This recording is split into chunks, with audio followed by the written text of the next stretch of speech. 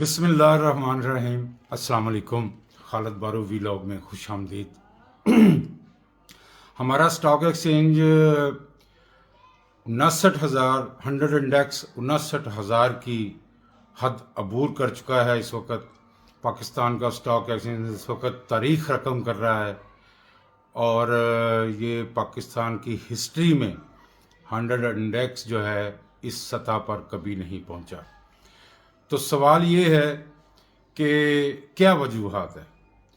بین الاقوامی فنانسر جو ہیں وہ دھڑا دھڑ پاکستانی ایکسچینج میں شیئرز خرید رہے ہیں اور لاتعداد پروفٹ حاصل کر رہے ہیں۔ تو آخر ہوا کیا ہے؟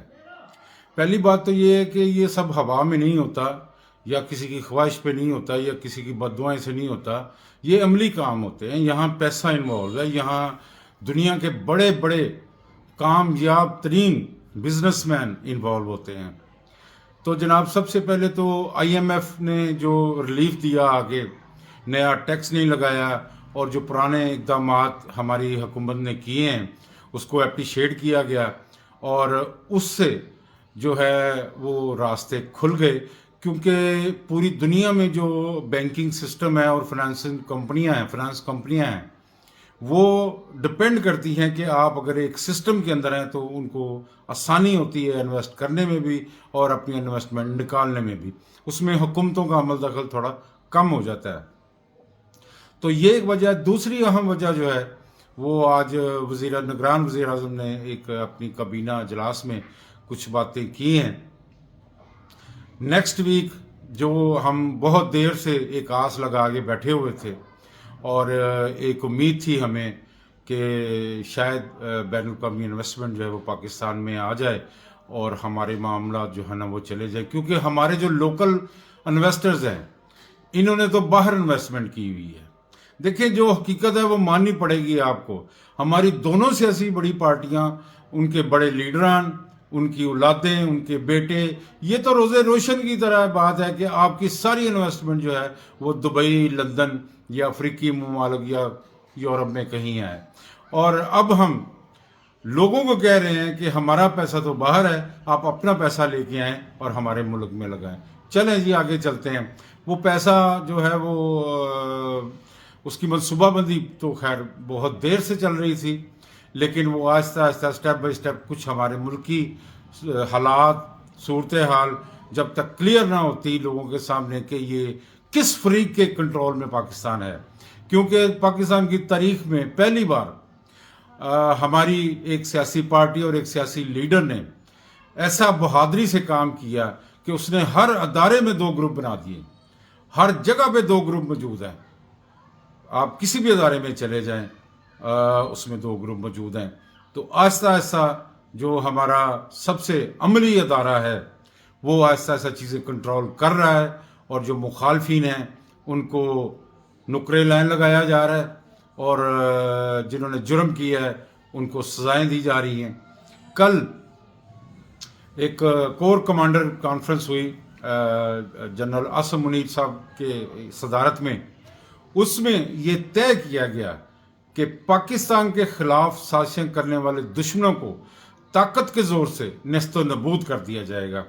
تو میری ان لوگوں سے جو اب بھی ریسسٹ کے موڈ میں ہیں اور اپنے جو قائد ہیں اور جو اپنی پارٹی ہے اس کا موقف لے کے چل رہے ہیں کہ ہم نے ٹکرانا ہے، ہم نے اتارنا ہے، ہم نے لانا ہے، ہم نے مرنا ہے، ہم نے مارنا ہے، ہم نے جلانا ہے، ہم نے گھراؤ کرنا ہے، تو ان سب کے لیے، میرے دوستوں کے لیے، میرے بھائی ہیں، وہ اس پاکستانی ہیں، اسی ریاست میں رہتے ہیں، ان کا بھی اتنا ہی حق ہے جتنا باقی سب کا ہے۔ تو میں ان سے ایک موت بنا گزارش کروں گا کہ جناب، میں آپ کو نہیں سمجھا رہا، میں آپ کے سامنے آپشن رکھ رہا ہوں، آپ خود فیصلہ کریں کہ اب آپ نے ٹکراؤ، جلاؤ، گھیراؤ کی پالیسی جاری رکھنی ہے اور اداروں سے ٹکرانا ہے، یا آپ نے پاکستان کی بھلائی کے لیے مل جل کے اپنی اپنی جگہ پہ، نہ بھی ملے جلیں، اپنی اپنی جگہ پہ اس ملک کی بہتری کے لیے کام کریں۔ اور یہ جو تخریبی دور پچھلے 1.5-2 سال سے ہمارے ملک میں چھایا ہوا تھا، اس کے بادل چھٹ رہے ہیں۔ انشاءاللہ ہم بہتری کی طرف جا رہے ہیں، اور ملک کی خدمت کرنے کے لیے آپ سب کو میں ایک رائے دے سکتا ہوں کہ جناب یہ رویہ چھوڑ دیں، اور جو رویہ نہیں چھوڑنا چاہتے اور اندر خانے انہوں نے کہا کہ نہیں ہم نمٹ لیں گے، تو سر میں ان کے لیے یہ گزارش کرتا ہوں کہ اب وہ بھی نپٹنے کے لیے تیار ہیں تو تگڑے ہو جائیں۔ اگر آپ نے نپٹنا ہی ہے تو اب نپٹیں، وہ بھی نپٹیں اور آپ بھی نپٹیں۔ تو یہ راستہ تو تباہی کا راستہ ہے، اگر آپ جانا چاہتے ہیں اس راستے پہ جائیں، کوئی آپ کو نہیں روک سکتا، آپ کی اپنی زندگی ہے، جائیں آپ اسی راستے پہ، ٹکراؤ، جلاؤ، گھراؤ، سوشل میڈیا یہ کرتے رہیں، کچھ بھی نہیں ہوگا اس سے، صرف آپ کی چھوٹی موٹی ہوا نکل جائے گی، اور کیا ہوگا؟ کیا ہوا ہے اب تک جو اب ہوگا؟ تو بہرکیف آگے آپ کی مرضی ہے، جس طرح مرضی کریں۔ مری میں نواز شریف صاحب نے مریم بی بی کے ساتھ بیٹھ کے، جو مری عہدیداران تھے ان کے ساتھ کچھ باتیں کی ہیں، تو میں چاہتا ہوں ذرا ان کے اوپر بھی بات ہو جائے۔ میں مریم صاحبہ کے مزاج سے واقف ہوں، وہ ہمدردی کا ووٹ یا ہمدردی کی لہر لینے سے نہیں چوکتی، ہر جگہ پہ وہ جو ہے نا یہ بات زیادہ مطلب زور و شور سے کرتی ہیں، اور میاں صاحب نے خود بھی ایک سے کئی بار زیادہ یہ بتا چکے ہیں کہ میرے ساتھ کیا سلوک ہوا۔